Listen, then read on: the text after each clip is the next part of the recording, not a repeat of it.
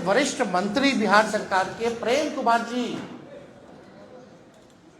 साथ बैठे हैं और उनके सामने एक भाजपा का वरिष्ठ नेता कहता है कि हमको प्रचंड बहुमत चाहिए, 400 पार कराइए और हम लोग संविधान को खत्म कर देंगे। नमस्कार। निषाद समाज का सबसे बड़ा चेहरा मुकेश सहनी राष्ट्रीय जनता दल में हुए शामिल। उनको शामिल होते ही एक तरफ विपक्षियों की पार्टी में खलबली सी मच गई है। मुकेश सहनी के आने के बाद इसके पहले मुकेश सहनी एनडीए में थे, उसके बाद मुकेश सहनी अब आ गए हैं आरजेडी में। मुकेश सहनी के आने के बाद विपक्षियों में खलबली मची है, लोग चर्चाएं कर रहे हैं, लोग चर्चा के विषय को बना रहे हैं। मैं आपको बता दूं, इससे पहले मुकेश सहनी इसी तरह का एक प्रेस कॉन्फ्रेंस से उठ के चले गए थे। उनका कहना था आरजेडी ने मेरे पीठ में छुरा मारा है, फिर एक बार से छुरा निकाल कर महलम पट्टी करा के और फिर से आरजेडी के साथ में आ गए हैं।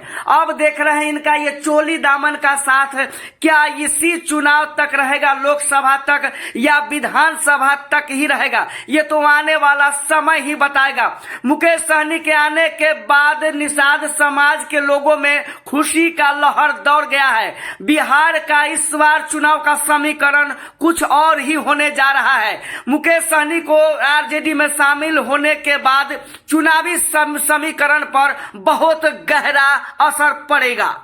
वीआईपी पार्टी के अध्यक्ष है मुकेश सहनी।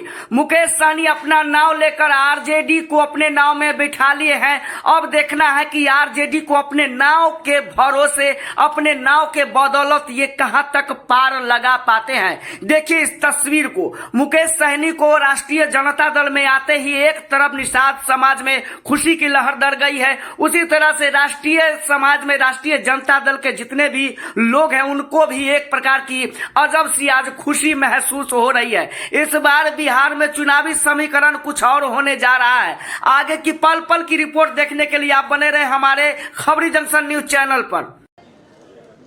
और एक महत्वपूर्ण राजनीतिक तौर पर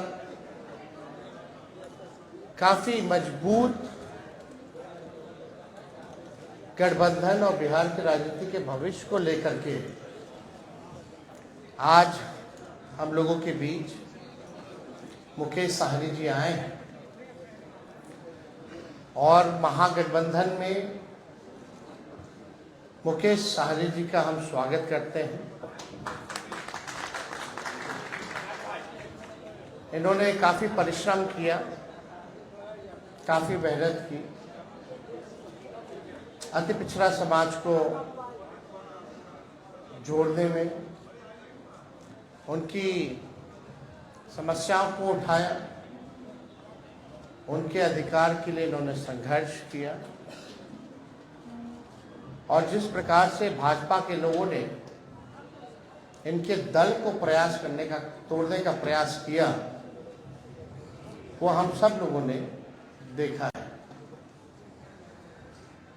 तो आज देश में चुनाव हर जगह है, लेकिन हम गारंटी के साथ कह सकते हैं कि जो लोग कल्पना कर रहे हैं और जो लोग नारा लगा रहे हैं 400 पार का, इस बार बिहार की धरती उनको धूल चटाने का काम करेगी। और हमने कई बार कहा है कि बिहार जो है वो चौंकाने वाला रिजल्ट देगा। हम सब लोग नौजवान हैं, बिहार के लिए नया सोचते हैं, प्रोग्रेसिव लोग हैं, पॉजिटिव लोग हैं। हम लोगों के पास विजन है, हम लोगों के पास रोड मैप है कि किस तरीके से बिहार को हम लोग आगे ले जाने का काम करेंगे। हम सब लोग देश के हालात को भी देख रहे हैं, जहां तानाशाह रवैया अपनाया जा रहा है, जहां संविधान पर खतरा है। और ताजुब है, कई लोग, जब हम लोग बोलते थे भाषण में कि भाजपा के लोग जो है संविधान को खत्म करना चाहते हैं, लोकतंत्र को खत्म करना चाहते हैं, इस देश की जो डाइवर्सिटी है उसको खत्म करना चाहते हैं, भाईचारे को खत्म करना चाहते हैं, शांति अमन चैन को भंग करना चाहते हैं, तो कुछ लोग सवाल पूछते थे कहां से कह रहे हैं कि भाजपा के लोग संविधान खत्म कर रहे हैं।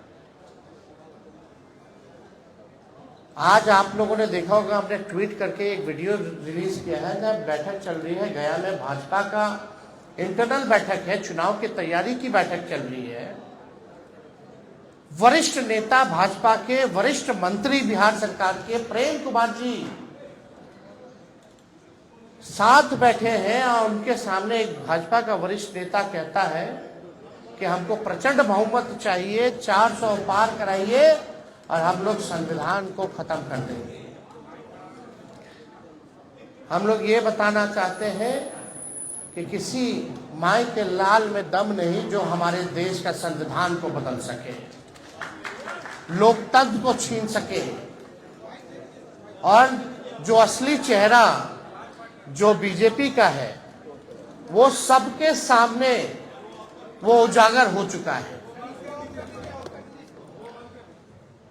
जो असली चेहरा जो है बंद है, वो उजागर हो चुका है भाजपा का।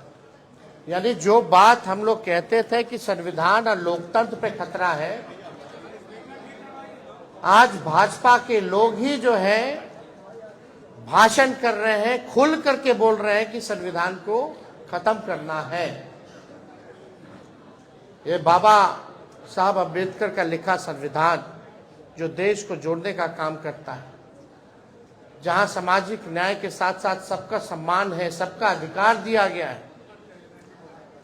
और जब संविधान खत्म हो जाएगा तो लोकतंत्र खत्म होगा, तो लोकतंत्र खत्म होगा तो वोटिंग खत्म हो जाएगी। जो आप वोट करना चाहते हैं, अब आज चुनते हैं सरकार को, इनका असली एजेंडा है कि उस हिसाब से खत्म हो जाए और एक तानाशाही पूरे देश में जो है वो लागू हो जाए।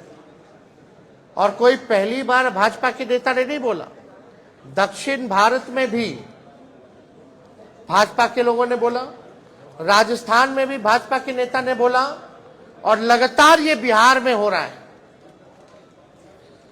जब लोग जागरूक हो गए, जब अधिकार के लिए लड़ने लगे, जब दलितों की पार्टियां बनने लगी, जब अति पिछड़ों का पार्टियां बनने लगा, पिछड़ों की पार्टियां बनने लग गई, तो बीजेपी को डर हो गया।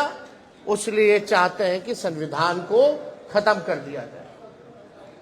तो आज बेहद खुशी है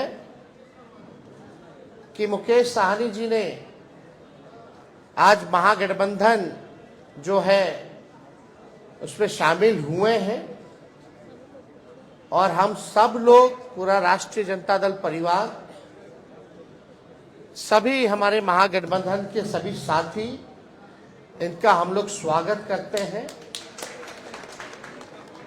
और आप लोग सब लोग जान रहे हैं कि आज शामिल हो रहे हैं ये, लेकिन इससे पहले महागठबंधन में हम लोगों ने सीटों का ऐलान कर दिया है। सीटें बता दी गई हैं, कौन सा सीट कांग्रेस के खाते में गया और कौन सी सीटें जो है लेफ्ट पार्टियों के खाते में गई, और कौन कौन लोग कितने कितने सीटों पर लड़ेगा। तो आज मुकेश साहनी जी ने एक महत्वपूर्ण निर्णय लिया है बिहार के हित के लिए, संविधान और लोकतंत्र आरक्षण को बचाने के लिए। तो हम लोग इनका स्वागत करते हैं, और साथ ही साथ हमारी भी जिम्मेवारी बनती है कि इनको साथ लेकर के हम चलने का काम करें और इनको भी सम्मान दें। तो उसी तर्ज पर, जैसा आप लोगों के जानकारी में है, जैसा महागठबंधन ने ऐलान किया था इसी जगह पे कि 26 सीटें जो हैं राष्ट्रीय जनता दल चुनाव लड़ेगी। तो हम राष्ट्रीय जनता दल अपने कोटे में से उस 26 सीटों में से हम 3 सीट जो है मुकेश साहनी जी को, हमारे पार्टी का निर्णय हुआ है पार्टी का निर्णय हुआ कि 3 सीटें जो है वो मुकेश साहनी जी को दी जाए। राष्ट्रीय अध्यक्ष जी का भी निर्णय है और वो 3 सीटें, पहला गोपालगंज है, दूसरा झंझारपुर है और तीसरा जो है मोतिहारी सीट जो है। ये फैसला हुआ है कि ये 3 सीटों पर मुकेश साहनी जी की पार्टी चुनाव लड़े। भले ही अलग पार्टी हो लेकिन हम सब लोग मिलकर के साथ चुनाव लड़ रहे हैं। यानी चाहे इनके सिंबल पे जो कैंडिडेट हो हमारी वो लड़ाई है, चाहे लालटेन पे कोई लड़ रहा हो ये इनकी लड़ाई है। और ये एक मजबूत गठबंधन आगे बिहार के भविष्य को देखते हुए केवल लोकसभा ही चुनाव नहीं बल्कि आने वाला जो विधानसभा चुनाव होगा, क्योंकि समय तो ज्यादा नहीं रह गया है और आप लोग सब लोग जान रहे हैं कि नीतीश जी का तो जब मन है कभी भी करा ले, कभी भी हो सकता है। तो हमारा जो गठबंधन केवल लोकसभा के साथ साथ हमारा गठबंधन बिहार के विधानसभा के लिए भी है और हम लोग मजबूती के साथ बिहार विधानसभा का भी चुनाव लड़ेंगे। और समय भी जो सम्मान की बात लगातार मुकेश साहनी जी करते रहे हैं, तो जिस प्रकार से राष्ट्रीय जनता दल ने, महागठबंधन ने इनका सम्मान दिया है लोकसभा के चुनाव में, विधानसभा के चुनाव में भी हम लोग इनको सम्मान देने का काम करेंगे। और ज्यादा कुछ हम नहीं कहेंगे। अब हम चाहेंगे कि मुकेश साहनी जी जो हैं आप लोगों के समक्ष अपनी बातों को रखेंगे और ये जब बात रख लें तो जो आप लोगों का सवाल होगा शांति पूर्वक आप लोग पूछ सकते हैं।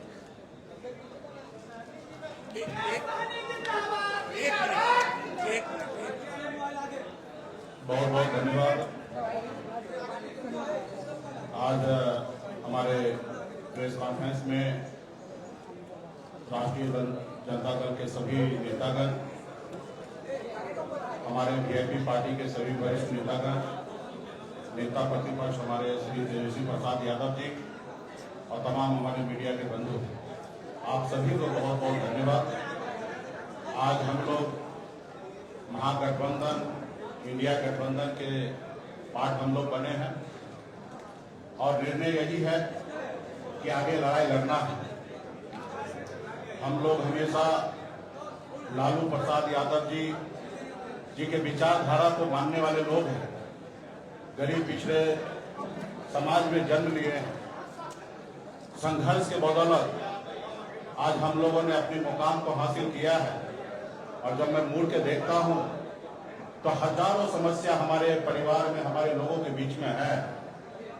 उस समस्या को दूर करने के लिए बॉम्बे के ऐशो आराम जिंदगी को छोड़कर मैं बिहार आया, अपने लोगों के लिए लड़ाई लड़ने लगा, आंदोलन किया। आंदोलन से हमने एक पॉलिटिकल पार्टी बनाया और आपने देखा कि किस तरीके से हमने संघर्ष करने वाले लोग, हम अपने सर उठा के जीने का हमने निर्णय लिया था। और आपने देखा कि भाजपा ने किस तरीके से हमारे विधायक को खरीद लिया, हमारी पार्टी को तोड़ दिया, हमारे सहयोग से बिहार में सरकार बनाई, उस सरकार से हमें बाहर कर दिया। और अब पिछले 2 सालों से संघर्ष में कर रहा हूं, गांव-गांव में घूमकर अपने लोगों को जागरूक कर रहा हूं कि अपने अधिकार के लिए लड़ाई लड़िए। हमारी लड़ाई है कि जब देश एक है, संविधान एक है, देश के प्रधानमंत्री एक है, तो हमारे साथ अन्याय क्यों? जब बंगाल में निषाद समाज के सभी उपजाति, चाहे बिंद हो, बेलदार हो, नुनिया हो, मलाह हो, चाहे हो तियर हो, बनपर हो, गोरी हो, तमाम निषाद के सभी उपजाति को आरक्षण एससी का मिल रहा है। आप दिल्ली चले जाइए, वहां पे निषाद समाज के सभी उपजाति को आरक्षण मिल रहा है और बिहार या उत्तर प्रदेश, झारखंड में नहीं मिल रहा है। कई बार भारतीय जनता पार्टी के श्रेष्ठ नेतृत्व ने कई बार उन्होंने वादा किया कि हमारी सरकार बनेगी, हमारे साथ दीजिए, हम आपको आरक्षण देंगे। और कई बार हम लोगों ने उनको मदद किया, लेकिन जब उनकी मजबूरी होता है तो हर तरह की बातें करते हैं, और जब उनकी समस्या दूर हो जाता है तो भूल जाते हैं कि मल्ला का बेटा का भी कोई समस्या है, उसको दूर करेंगे। इसलिए हम लोग लड़ाई लड़ रहे हैं। पूरे यूपी, बिहार, झारखंड में अपने लोगों को जागरूक किए। हर लोगों ने हाथ में गंगा जल लेकर संकल्प लिया कि हम अपने आने वाला पीढ़ी के लिए, अपने बच्चे के भविष्य के लिए संघर्ष करेंगे। जैसे हमारे पूर्वज ने कभी इस देश को आजादी दिलाने के लिए संघर्ष किया, उसी तरीके से संघर्ष करेंगे। और आज हम भी उसी रास्ते पे चल रहे हैं। हमने बिहार में तमाम, हमारे कर्पूरी ठाकुर जी हो, हमारे लालू प्रसाद यादव जी हो, स्वर्गीय श्री पासवान जी हो, हमने सबको देखा। अपने लोगों के लिए, अपने हक अधिकार के लिए उन्होंने संघर्ष किया। और मैं भी वही रास्ते पे चलने के लिए आज हम इंडिया गठबंधन में आए हैं। और निश्चित तौर पे 2024 का जो चुनाव होगा उसमें आप सभी को और देश के सभी लोगों को ने बिहार का जो रिजल्ट आएगा उसमें चौंकाने वाला रिजल्ट होगा। और मजबूती से हम लोग लड़ेंगे। 40 से 40 लोकसभा सीट पर हम लोग काम करेंगे और 40 से 40 जीतने का हम लोग काम करेंगे, ताकि देश में जो आज खास करके मोदी जी ने हर साल में 2 करोड़ लोगों को रोजगार देने का जो निर्णय लिया था, आज कहीं ना कहीं 2 लाख भी नौकरी उन्होंने देने का काम नहीं किया। आज हमारे लोग पढ़ लिख कर घूम रहे हैं, उनको नौकरी नहीं मिल रहा है। और खास करके ये कौन लोग हैं? ये SC, ST, OBC के लोग, अति पिछड़ा समाज के लोग हैं। आज हमारे बच्चे बीमार पड़ते हैं तो उसके घर में, परिवार के पास पैसा नहीं होता है तो उसको सही हॉस्पिटल में जाके इलाज कराए। आज हमारे लोग इलाज के अभाव में बच्चे को दम तोड़ते हुए देख लेता है और उसके बच्चे के लिए कुछ नहीं कर पाता है। आज यही सोच समझ को लेकर अपने समाज के हक अधिकार के लिए लड़ाई लड़ने के लिए बिहार हमारा आगे बढ़े, बिहार के लोग आगे बढ़े। और इसके लिए हम लोग आज गठबंधन में आए हैं। और निश्चित तौर पे 2000 अगला जो चुनाव होगा, चुनाव कब होगा ये तो नहीं पता। अगर समय से हुआ तो 2025 में होगा, लेकिन मुझे लगता है कि 2024 चुनाव खत्म होते हुए ही बिहार में सरकार में परिवर्तन होगा। और हम लोग उसके लिए भी तैयार हैं और अगली सरकार हम लोग बनाएंगे। इसलिए साथियों, मजबूती से हम लोग हक अधिकार के लिए लड़ाई लड़ रहे हैं। इंडिया गठबंधन, महागठबंधन के परिवार को मैं धन्यवाद देता हूं कि आपने इससे पहले भी जब हमने पार्टी बनाया तब आपने, तभी भी आपने हमें साथ दिया। उस समय में हमने 3 लोकसभा सीट पे चुनाव लड़ा और आज भी आपने हमें साथ दिया। अपने गठबंधन में आपने जगह दिया। 3 लोकसभा सीट पर वीआईपी पार्टी लड़ेंगे और 3 ही नहीं 40 सीट हम मानते हैं कि हम लोग मजबूती से लड़ेंगे। तो तमाम हमारे महागठबंधन, इंडिया गठबंधन के तमाम साथी को धन्यवाद देता हूं कि इस गठबंधन में हम लोग आए और आगे सामाजिक न्याय के लिए लड़ाई हम लोग लड़ते रहेंगे। एक सेकंड, एक सबके सवाल लूंगा, एक एक करके बताइए। आप बताइए। आप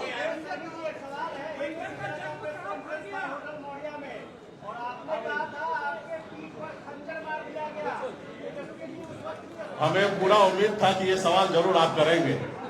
देखिए, 2 भाई में आपस में नोकझोंक होता है और हम लोगों को उस समय में जो हुआ वो मेरे लिए भी अच्छा नहीं था, ना ही हमारे छोटे भाई तेजस्वी जी के लिए भी अच्छा था। और उससे हमें भी नुकसान हुआ और महागठबंधन का भी नुकसान हुआ था। खैर, वो बात हो चुका है, बीत गया है। उस समय में तो सिर्फ हमारा नंबर नहीं घोषणा हुआ, इसके लिए हमने थोड़ा सा कह सकते कि क्रोध प्रकट हमने कर दिया था। लेकिन आप कल्पना कीजिए, जिन्होंने हमारे सीने में खंजर भोंका, जिन्होंने हमारे विधायक को ले लिया, हमें सरकार से बाहर कर दिया, जो सरकार हमने बनाया था, वो अब जरूरी है कि उसको जवाब देने का, उनसे बदला लेने का। और आने वाला समय में जब 2 भाई है, घर है, परिवार है, तो छोटा मोटा नोकझोंक हुआ, उसको हम लोग अभी आने वाले समय में उसको दूर करेंगे। एक मिनट, ऐसे कोई सवाल नहीं होगा ना। भूपेंद्र जी, भूपेंद्र जी, ठीक है। भूपेंद्र जी, नहीं होगा तेजस्वी यादव से। अब एक साथ आप रहेंगे? निश्चित तौर पे एक साथ रहेंगे। हम वो नीतीश जी के जैसे नहीं कहेंगे कि मिट्टी में मिल जाएंगे और फिर कहीं नहीं जाएंगे। हम साथ हैं, हमेशा साथ रहेंगे और आगे वो समय आएगा, आप लोगों को जानकारी दे दिया जाएगा। पार्टी फोरम पे इस पर चर्चा होगा, कौन सा सीट पर किसको लड़ाना है, कौन पार्टी के पदाधिकारी लड़ेंगे। और हम लोग पिछड़ा समाज के लोग हैं, निश्चित तौर पे हम लोग चुनाव मैदान में हम 40 से 40 सीट जीतने के लिए आए हैं और मजबूती से हम लोग लड़ाई लड़ेंगे। अति पिछड़ों को सम्मानजनक सीट देंगे। लाई लाई लाई लाई आराम से। निश्चित तौर पे हम वही काम पे रहे हैं। हमने पिछले बार भी आपने देखा होगा, हमने कहा एक सीट लेकर जहर खा लेंगे लेकिन उस गठबंधन में नहीं जाएंगे।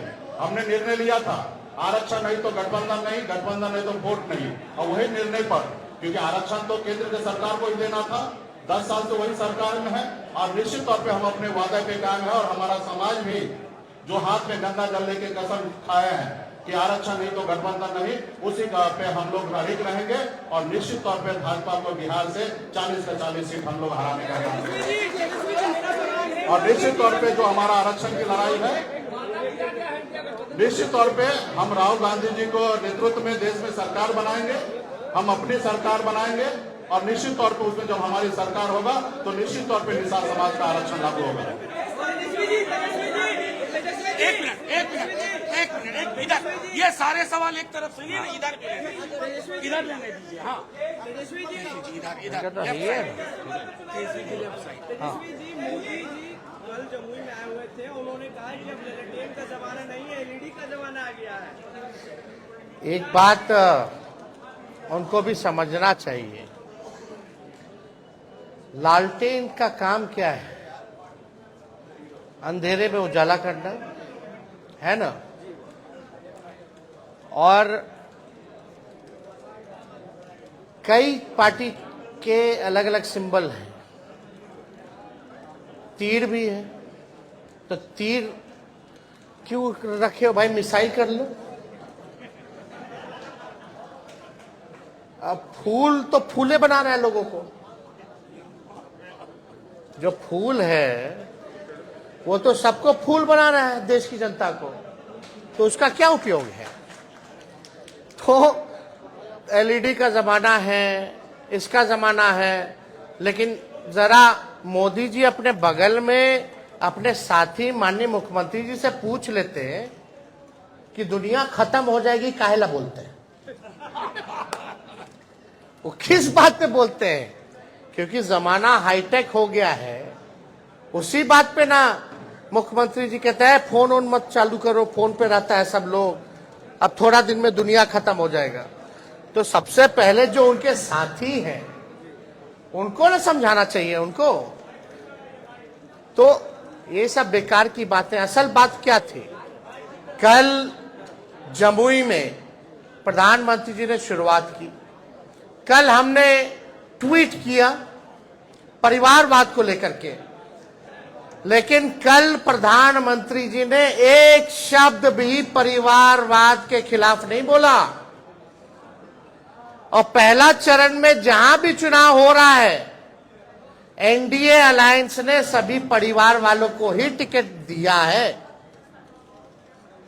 तो प्रधानमंत्री जी कुछ भी कहते हैं, भाजपा का लोग हम बोलते हैं ना कि गोबर देख करके बोलेगा कि लो खाओ हलवा है, समझे?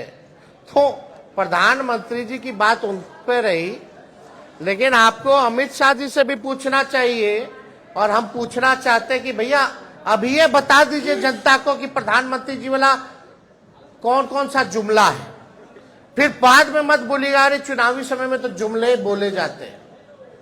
लेकिन वो लोग जुमला बोलता है और हम लोग जो कहते हैं वो करके दिखाते हैं। हम लोग 17 महीने आए तो 5 लाख सरकारी नौकरी हम लोगों ने दिया। कल मुख्यमंत्री जी भी कह रहे थे, नौकरी का जिक्र कर रहे थे। बताओ, जो मुख्यमंत्री 2020 में कहता था कहां से पैसा लाएगा, असंभव है। आज उनको भी हम नौकरी की बात करवा रहे हैं कि नहीं करवा रहे? उनके हाथ से दिलवाए कि नहीं दिलवाए नियुक्ति पत्र? तो ये परिवर्तन है। यही फर्क भाजपा और महागठबंधन में है। हम लोग जो कहते हैं वो करते हैं। पूछ चुका है। एक मिनट जेडीयू के 2 मंत्री समस्तीपुर सीट से जेडीयू के 2 मंत्री परिवार के बेटे और बेटी चुनाव लड़ने के लिए वहाँ आते हैं, ऐसे नहीं आते। छोड़िए ना, वो अब उनका अपना निर्णय। हम भाई देखिए, अल्टीमेटली तो जनता ना मालिक है।